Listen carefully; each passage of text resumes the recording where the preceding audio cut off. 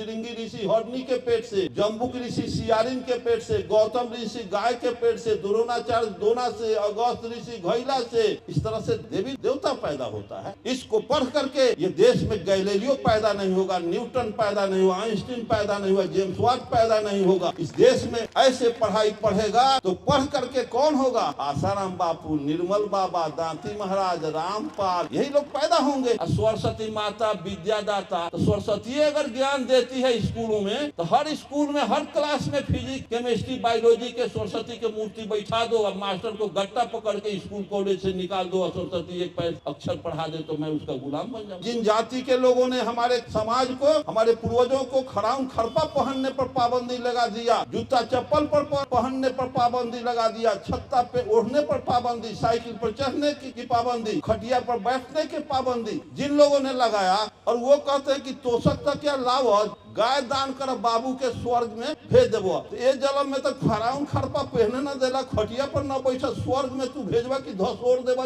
समझने की चीज है। बंद करो, इस मूर्ति सूर्ति से कुछ हुआ नहीं है। अगर मूर्ति से कुछ होता तो 712 ईस्वी में अरब के मोहम्मद बिन कासिम 6000 पलटन लेके सिंध के दाही राजा पर हमला बोल दिया। दाही राजा की 60,000 पलटन धूल चाट के हार गई। फिर 1026 में गजनी 30,000 फौज लेके पंजाब राजस्थान होता हुआ गुजरात पहुंचा। ब्राह्मणवाद के प्रबल दुर्ग सोमनाथ के मंदिर को ध्वस्त कर दिया। सभी देवी देवताओं को, सोने चांदी के देवी दुर्गा को कबाड़ के ले गया। 80 गो खच्चर गधा हाथी पर लाकर अफगान चला गया गजनी। 6 घंटा तलवार गजनी चलाया तो सोमनाथ के सैकड़ों भक्त पुजारी को गजरा मुरली के तरह दिया। फिर 1193 में गोरी के 12,000 फौज के सामने राणा संगा की 60,000 फौज धूल चाट के हार गए। सब देवी देवता सोना चांदी के जो बना के रखा था कबाड़ के ले गया, लूट के ले गया। फिर पानीपत की पहली लड़ाई 1526 में त्राइन के युद्ध में बाबर के 12,000 फौज के सामने राणा संगा की 60,000 फौज धूल चाट के हो गए। ये कहते हो कि शिव के त्रिशूल से, विष्णु के चक्र, इंद्र के वज्र, जम के दंड से बचोगे, पंडित जी के शराब से नहीं बचोगे। तो 712 में हार गए, 1026 में हार गए, 1193 में हार गए, 1526 में हार गए। देश गुलाम हो गया, देवी देवता लूट गई, बहु बेटी लूट गई। किसी को गजनी गोरी को शराब देना नहीं था कि अगर शराब देता तो बॉर्डर के उसी पर लकड़ी लेखा धस जल जाता। तो शराब किसके लिए? तो अहिर कोयरी कुर्मी कानू चमार दुसाज के लिए। कम से कम दही चिवड़ा तो ये लोग खिलाएगा। गजनी को ऊपर क्या शराब नहीं चला। जब सोने चांदी के दुर्गा को गजनी लूट के ले गया, जब सोने चांदी के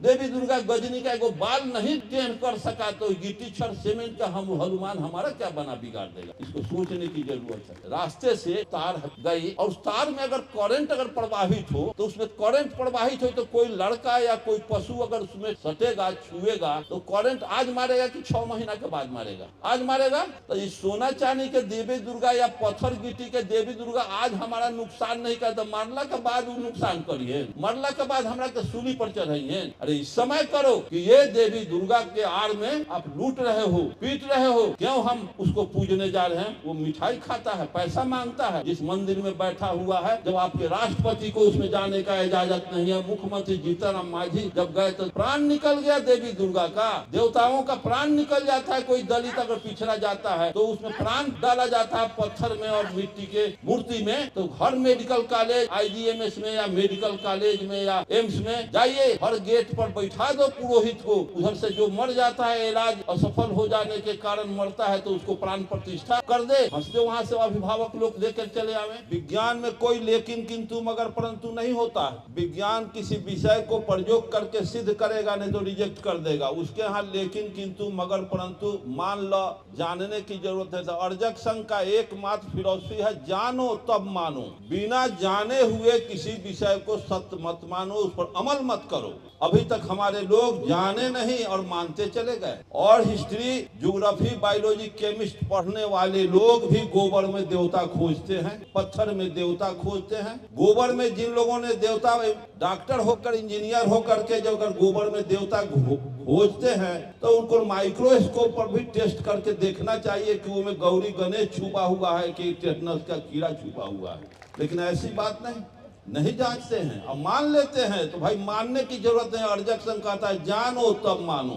तो मैं कहूंगा आप लोगों से कि बिल्ली काली हो या उजली, इसकी कोई अहमियत नहीं। अहमियत तो इस बात में है कि वो चूहा पकड़ती है कि नहीं। अब यहाँ से आप सुन लें, इस कान से सुने और इस कान से निकाल दें। इस सुनने का कोई उपलब्धि नहीं है, कोई मतलब नहीं रह जाता है। मैं अपने जीवन में जो लक्ष्मण बाबू ने कहा, बड़ी बड़ी लड़ाइयां लड़े, 10 बरस जेल भी मैं रहा मार्क्सवाद के दर्शन के आधार पर। तो मैं आपसे कहने आया हूं कि ऊंची नीची भूमि अच्छी पैदावार नहीं दे सकती। किसानों का देश है, कृषि प्रधान देश है, समझने की बात है। ऊंची नीची भूमि अच्छी पैदावार नहीं दे सकती, उभर खाभर रोड रास्ता अच्छी गति प्रदान नहीं कर सकती। तो जिस समाज में ऊंच नीच छुआछूत के भेदभाव रखने वाले लोग क्या समाज राष्ट्र का कल्याण कर सकते हैं? इसलिए मैं कहने आया हूं कि आप स्वयं अपने इच्छा से गुलाम है। जिस समय कार्ल मार्क्स दुनिया में नारा दिया था कि दुनिया के मजदूर एक हो अलुआ छीलने के लिए, दुनिया के गरीब एक प्लेटफॉर्म पर तैयार होकर के आ जाता, थूक फेंक देता, दुनिया का अमीर डूब के मर जाए। ऐसा क्यों नहीं हो रहा है? जिसको आज से 600-700 वर्ष पहले कबीर ने कहा कि सत्संग कर रही हो माधव जैसे मधुमक्खी राय इंसान। जिस तरह से मधुमक्खी आपस में गुनगुना करके हजारों लाखों मधुमक्खी एक छत्ता में संगठित होकर रहता है, उस तरह से तुम इंसान बैकवर्ड, गरीब, दलित, मजदूर चिपक करके एक साथ रहो, तब न तुम पर कोई उंगली नहीं उठाएगा, ढेला नहीं मारेगा। यहाँ गोली खा रहे हो, अब मधुमक्खी के जैसा तो लेसन लिया नहीं, सीखा नहीं कि मधुमक्खी पर क्यों छत्ता, मधुमक्खी के छत्ता पर कोई बच्चा ठेला मारता है तो सियान तुरंत कहता है कि तुम्हें चहेट करके बीन लेगा, बुखार लग जाएगा, तुम परेशान हो जाओगे, मत छत्ता पर ठेला मारो। तो वो तो उतना बड़ा पंख वाला 2 ग्राम की मधुमक्खी नहीं है, उससे तुम खौफ खाते हो, समाज खौफ खाता है। हम लोग तो हजारों लाखों मधुमक्खी के बने हुए लोग हैं, हमसे कोई खौफ नहीं खाता, इसलिए हम गोली खाते हैं। ऐसी व्यवस्था को आपको सोचने और विचारने की जरूरत है। और इस देश में समस्या पैदा करने का कारखाना लगा हुआ है। समस्या पैदा कौन करता है? तो इस देश में समस्या पैदा करने वाला एक 2.5-3% का समुदाय है जो समस्या पैदा करती है। समस्या क्या है? जाति व्यवस्था। ये भारतवर्ष में, दुनिया में इतनी जातियां नहीं है, भारत में जाति है 5-6 हजार 7 हजार जाति। तो जाति का पहचान हमें नहीं कर सके।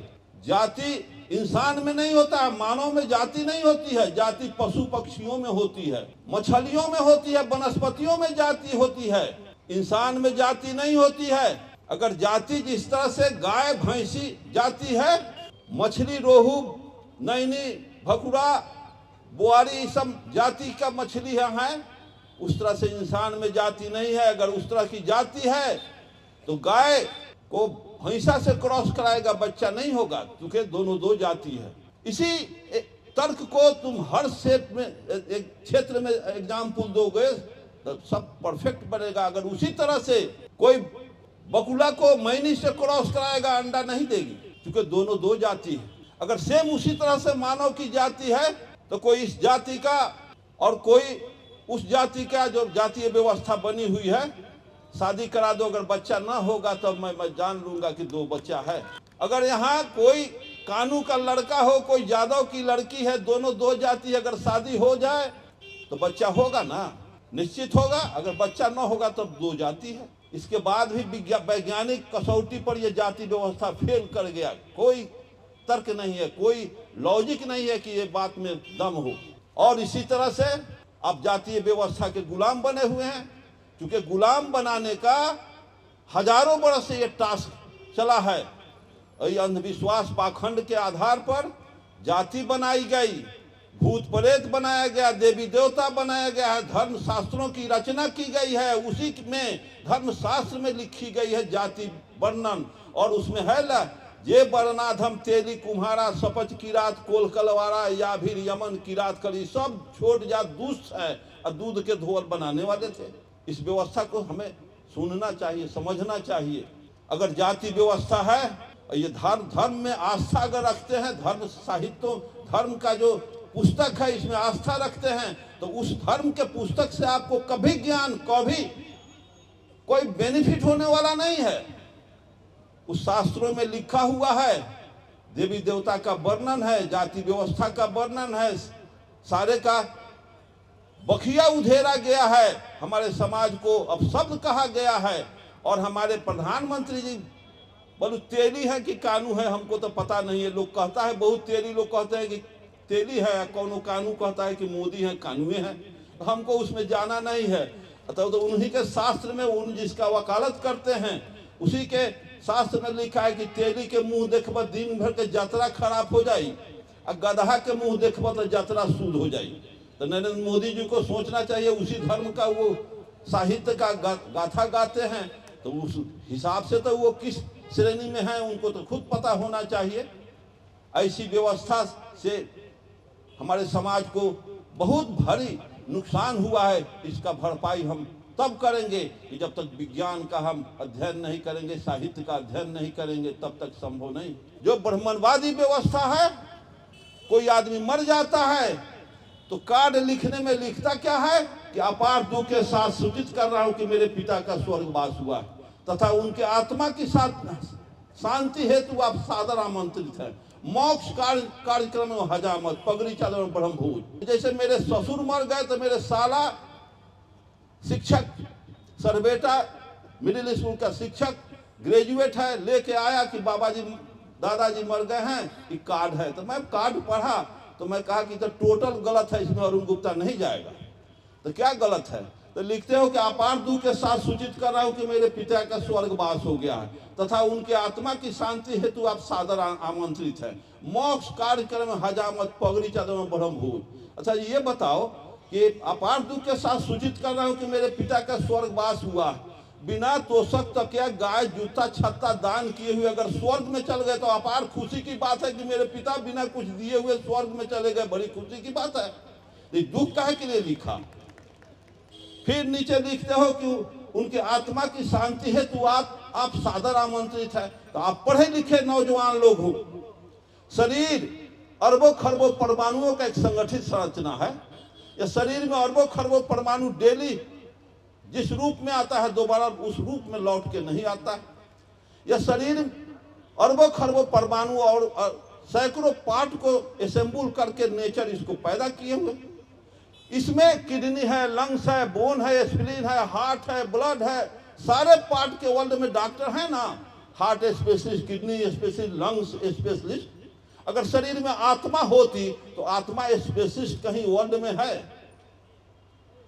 अगर आत्मा शरीर में है तो ऑल इंडिया मेडिकल इंस्टीट्यूट में जाकर आत्मा का अल्ट्रासाउंड एक्सरे करा के देखो तो आत्मा किस पार्ट में है, किडनी में है कि लंग्स में है कि बोन में है कि ब्रेन में है। इसका मतलब जब 1 इंच का लंबा रेखा पारने के बाद 1.25 करोड़ परमाणु एक लाइन में अटता है, तो इतना सूक्ष्म पदार्थ को वैज्ञानिक देख रहा है, तो आत्मा कितना बड़ा, कितनी सूक्ष्म है। ये काल्पनिक बातें हैं। वैज्ञानिक कसौटी पर टोटल शरीर में आत्मा, और कोई मरता है तो कोई प्राण उड़ान नहीं निकलता है। ये टोटल डिफॉल्टर बात है। और इस देश के जितने धर्मशास्त्र हैं, इससे कोई तार्किक और ज्ञानी आदमी पैदा नहीं होंगे।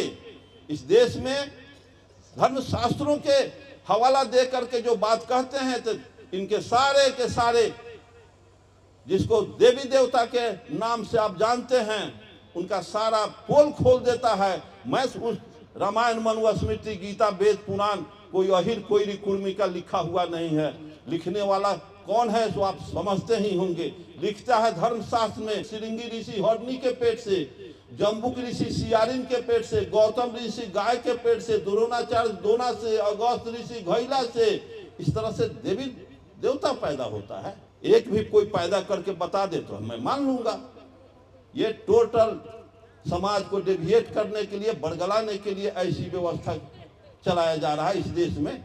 इसको पढ़ करके ये देश में गैलीलियो पैदा नहीं होगा, न्यूटन पैदा नहीं हुआ, आइंस्टीन पैदा नहीं हुआ, जेम्स वाट पैदा नहीं होगा।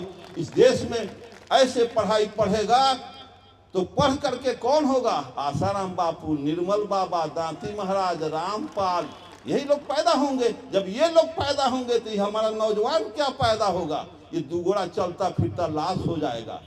इसमें कोई अनुभूति नहीं होगा, कोई संश्लेषण नहीं होगा, कुछ करने की हिम्मत इसमें नहीं होगा। ये सब परमात्मा के कृपा से हम गरीब हैं, ऊपर के कृपा से हम मजबूर हैं।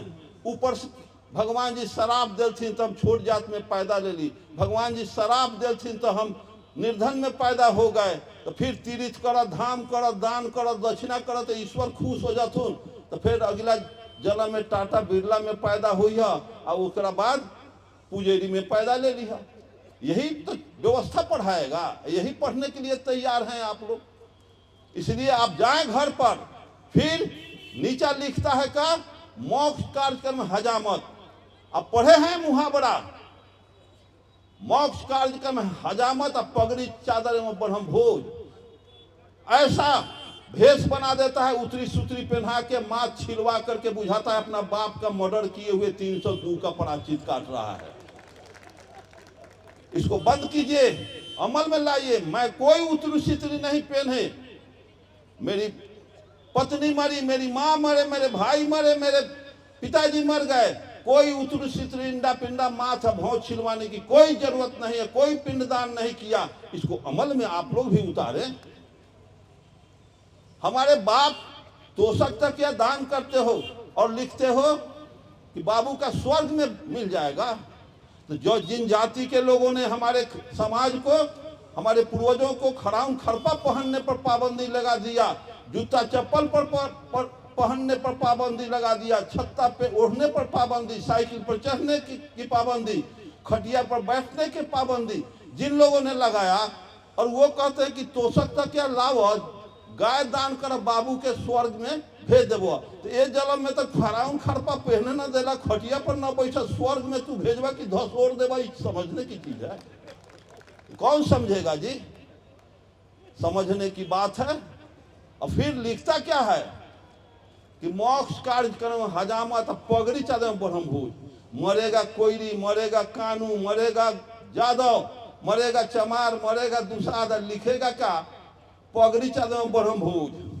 अब बताइए, अगर वो ब्राह्मण मरता है तो क्या लिखता है पगड़ी चादर ब्रह्म भोज। वो तो आजाद है, तो इसलिए वो मरा, अपना भोज लिखा, लेकिन उसके बिना उस कार्ड में उसका भोज न लिख करके तो कोई आपका जात के लोग भी नहीं खाएंगे। मरा कानू, लिखेगा कि पगड़ी चादर ब्रह्म भोज। तो मैं कहा ससुर साले को, अरे मरा है कानू तो ब्रह्म भोज क्यों कर रहे हो, तब कैसे होगा। तो लिखो पगड़ी चादर कानू भोज, ग्वार मरे लिखो पगड़ी चादर ग्वार भोज, चमार में लिखो पगड़ी चादर चमर भोज, कोयरी मरे लिखो पगड़ी चादर कोयरी भोज। मरा तुम और लिखते हो कि पगड़ी चादर ब्रह्म भोज। खैबा अपन गैबा वो कर। इस व्यवस्था को आप छोड़ें, कभी ऐसी बातें संभव नहीं है। ये गुलामी का प्रतीक है। आप लोग गुलाम बन करके मानसिक तौर से गुलाम हैं, मानसिक तौर से आपको गिरवी करके रखे हुए हैं। इस व्यवस्था को ऊपर करने के लिए आप जगदेव प्रसाद का, ललई सिंह यादव का, राम स्वरूप वर्मा परियार, ज्योतिबा फुले इन लोगों के साहित्य का अध्ययन करना होगा। और डॉक्टर अंबेडकर ने जो विचार दिया, जो दर्शन दिया है, उसको भी आप अमल करें। कबीर इतना शानदार का बात कहे हुए हैं, उसको भी आपको समझने और अमल करने की जरूरत है। जिस देश में इतना बड़ा साजिश किया गया कि कोई मरता है तो उत्तर मुंह सर कर देता है और दक्षिण पैर कर देता है, अब मरने के बाद गांव कौड़ा कढ़ाता है जिसमें नमक और तेल की कोई जरूरत नहीं है, मरसटका बना के फीके डाल दो। अब पीपल के पेड़ के ऊपर घन टंगवा देता है। इसके पीछे क्या कारण है? क्योंकि बुद्ध को पीपल के ज्ञान पीपल के नजदीक हुआ था, इसलिए पीपल के नजदीक घन टंगवा दिया। बैकवर्ड घन टांग देता है कि भूत प्रेत बन करके पीपल पर आए हुए हैं, उसे जाएंगे तो धर लेगा। फिर बुद्ध पैदा हुए, पीपल के ज्ञान तक, पीपल के नजदीक उनको ज्ञान मिला, तो पूरे पाखंड को देश से उखाड़ फेंके। देश में जो व्यवस्थाएं थी पाखंड ढोंग का, सबको कबाड़ दिए बुद्ध। इसलिए कि फिर कौनो अहिर कोयरी कुर्मी कानू तेली पीपर तर ज्ञान प्राप्त न कर ले तो फिर खतरा पैदा कर ले, तो घन टंगवा दिया, कह के एकर बाप मरले पर आयल बा, एकदम बैठब तो इतना बड़ा भय दे दिया। इस विषय को सोचना है। बुद्ध ने कहा बिना कारण का कोई कार्य होता नहीं। अगर बारिश हो रही तो कारण है, तूफान आया तो कारण है, मैं यहाँ आया हूँ, लक्ष्मण बाबू आए तो कारण है, आप आए हैं तो कारण है। तो जाए तो कुछ अमलिक रूप से जाए, और सत्य को साक्षात उतारने का प्रयास करें, सुन करके जाएं, और जो कर रहे हैं पूरी पीढ़ी दर पीढ़ी से वही करते रहे तो सुनने का कोई औचित्य नहीं रह जाता है, कोई मतलब नहीं रह जाता है। साथियों, आज इस देश में जो चल रहा है बड़ी क्रांतिकारी परिवर्तन होने की स्थिति में हो रहा है। फिर हम आज से 1000 वर्ष पहले 2000 वर्ष पहले जो हमारे पूर्वज लोग थे उस अवस्था में नहीं हम लोग का आने वाला भविष्य उस अवस्था में न चल जाए, इसी के लिए हम लोग परेशान हैं। वो अवस्था में हमारे लोग समझ जाएंगे और ये दुनिया भर का धार्मिक आडंबर, धर्म से देश नहीं चल, धार्मिक व्यवस्था से देश नहीं चलती है, देश संविधान से चलता है। कोई आदमी जुर्म करता है तो संविधान देखा जाता है, रामायण मनुस्मृति नहीं देखा जाता है। उसी के आधार पर जुर्म को सजा निर्धारित किया जाता है, धर्मशास्त्र के आधार पर नहीं किसी को कोई दंडित किया जाता। ऐसी व्यवस्था को आप इतिहास बार बार लक्ष्मण बाबू कहे हैं कि इतिहास का ज्ञान प्राप्त किए बिना, किसी वास्तविक आंदोलन की गहरी समझ हासिल किए बिना किसी भी सामाजिक संगठन या राजनीतिक संगठन को विजय तक ले जाना असंभव नहीं है। विजय तक ले जाने के लिए आपको इतिहास की जानकारी होना बहुत जरूरी है। इस देश में हमारे पीढ़ी के लोग आर्यों के गुलाम बने, मुगलों के गुलाम बने, अंग्रेजों के गुलाम बने और आज तक हम लोग गुलाम बनते आए हैं। आजादी की लड़ाई अभी तक हम लोग नहीं लड़े। जो गुलाम बनाया वो आजाद हो गया, जिसको डॉक्टर अंबेडकर ने लिखा, एक तो उसमें से अंबेडकर संदेशवा में से दिया जाएगा खोल के, बाबा साहब अंबेडकर ने लिखा और उसको बारीकी से अगर आप लोग उसी विषय को अगर जाने तो बहुत हद तक आप लोग नतीजा निकाल सकते हैं। अरे आप जिसके गुलाम बने हुए हैं उसको अपना पुरोहित मान लेते हैं। पुरोहित का शब्द अर्थ समझने की जरूरत है। एक तो नहीं, पुरोहित का अर्थ जो आपका भगवान बना हुआ है, जो आपके घर का पुरोहित बना हुआ है, वो पूरा आपका विरोधी है, शत्रु है। बाबा साहब अंबेडकर चित्र में भी कहीं कहीं आप उनका देखेंगे फोटो में कि एक हाथ में उनका संविधान है, दूसरे हाथ में इशारा है पार्लियामेंट के तरफ। पार्लियामेंट के तरफ का इशारा है। तो पहले हम आपसे आग्रह करेंगे, पहले 2 क्लास पास आपके घर में जाके सत्यनारायण झूठनारायण कथा कहता है और बाल बच्चों की शादी कराता है, पिंडदान करके आपको स्वर्ग नरक में भेजता है। तो 2 क्लास पास पुजारी घर में घुसा है, अब पार्लियामेंट में आप जाएंगे, संभव है? तो कहेगा पार्लियामेंट में IAS IPS बैठा हुआ है, कहेगा कि निचलका जगह के गुरु 2 क्लास पंडित जी या 20 क्लास पास मंत्र कहीं से पार्सल मंगेला, जवाब जुड़ेगा। पहले घर से बेदखल करो, घर में बुलाना बंद करो, सत्यनारायण झूठनारायण कथा बंद करो, पिंडदान बंद करो।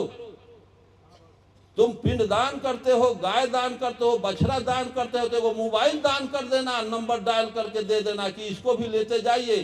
3 महीना के बाद हेलो बाबूजी, गाय दूह के पियई बारा, पलंग पर सुतई बारा, अपने जवाब आ जाएगा। हमारा समाज आज तक इस परंपरा को जो ढो रहा है, परंपरा को तोड़ना ही मुक्ति है, और जब तक परंपरावादी रहेंगे आपको कोई मुक्ति दिला नहीं सकता है, चाहे कितना हो। लक्ष्मण बाबू में पेरियार आए, ज्योतिबा फूले, बुद्ध और अंबेडकर आए, दलई सिंह यादव, रामस्वरूप वर्मा आए, जगदेव बाबू आए, भगत सिंह आए, सभी लोग आए और चले गए।